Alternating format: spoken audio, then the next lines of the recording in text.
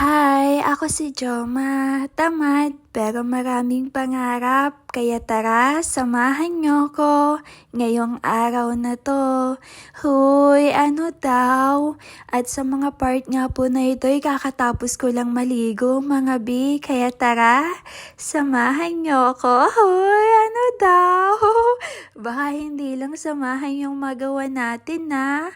Paawat ka na. Oh, bale, eto na nga po yung update, yung sugat ko sa may puwete ko, mga bi. Nakakaloka talaga. Pero wala, ayun na yun eh, no? Wala na tayong magagawa. Talagang nag-iwan na ng bakas. Hoy, ano daw? Pwede bang ibang bakas naman, no? Tapos ayun, syempre, lumabas na nga din po ako at eto, hapon na. Ayan, pa-cute na naman ang ate nyo, di ba? Parang akala mo naman napakaganda eh, no? Filter lang naman, pero hayaan nyo na, di ba? At least, sa mga part na yan, gandang-ganda ako sa sarili ko. Hoy, ano ba? Oh, ang bilis. Bale, eto na pala yung kinaumagahan. Ayan, napa-half bath na nga lang din po ako pagkagising ko, mga bi. Paano ba naman kasi, sakto pagkagising ko po, wala nang tao dito sa bahay, tapos yung kapatid ko inaya ako.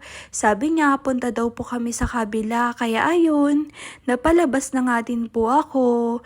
Alam nyo ba, hindi talaga ako lumalabas dito sa amin, oo. Sa bahay lang po talaga ako, maski pumunta nga sa may plaza, di ko magawa eh, no? Kahit nga po bumili lang sana ng makakain ko sa may kapitbahay namin. Kasi may tindahan doon, pero wala. Ganon ako katamad, 'di ba?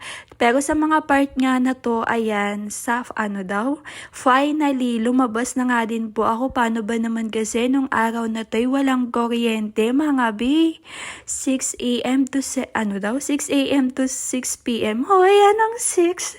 Ebang 6 na naman yung nasa isip ko. Pigilan niyo ako. Tapos ayun, sa mga part nga po na ito, yan, dito na ako, mga bi, nakakaloka.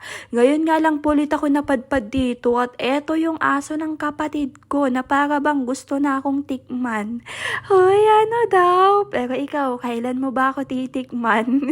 At ayan, yung kapatid ko nga po dito, pinipinturahan na din yung ano sa may gate namin. Kasi nga po, ayan, ewan ko, siguro para maiba naman. Tapos eto nga po yung kubo namin, mga bi, finally, okay pa naman kahit papano, like hindi siya nalipad. Gawa nga po't sobrang lakas talaga nung bagyong one na yun, no? At ayan, ang daming natumba kahit nga po ito eh, no?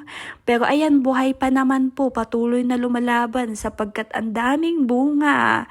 Ano nga tawag niyan? Lemon. Oo, mga bi, may lemon kami sa bahay.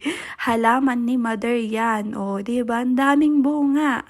Buti nga hindi namatay eh, no? Kahit na natumba na. Pero wag kayong mga biya kasi ang dami talagang nasayang na lemon nung mga time na bumagyo, yung bagyong one na yun. Oo, mga bi, ang daming nahulog. Pero sayang. Wala na tayong magagawa yun na yun.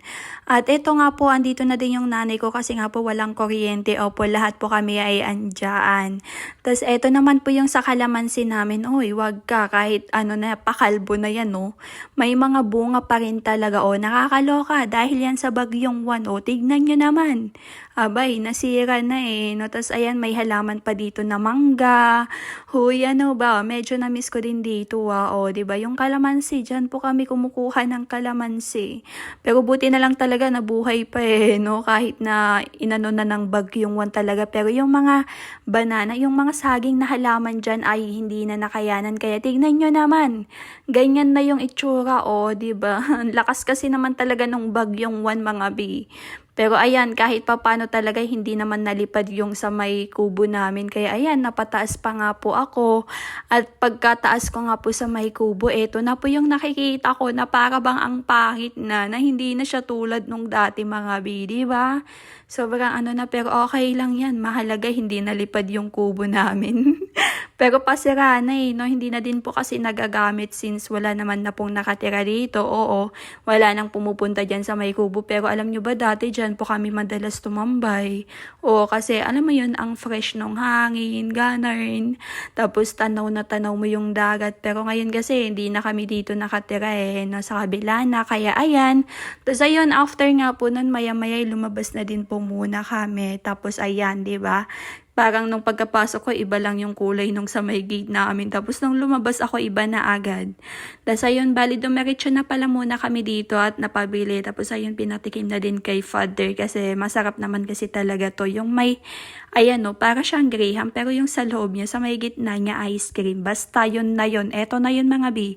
Pero medyo tunaw na kasi nga po walang kuryente nung mga time na to. At ayan, habang naano nga po kami dito, napakwentuhan na muna sila mother. Tapos ako dito naman, syempre dahil nga po walang kuryente, walang wifi, abay napaka-boring. Kaya ayan, nag-stay na nga po muna ako dito. O, diba? Ang cute na para bang gusto ko nang magkaanak. Charis!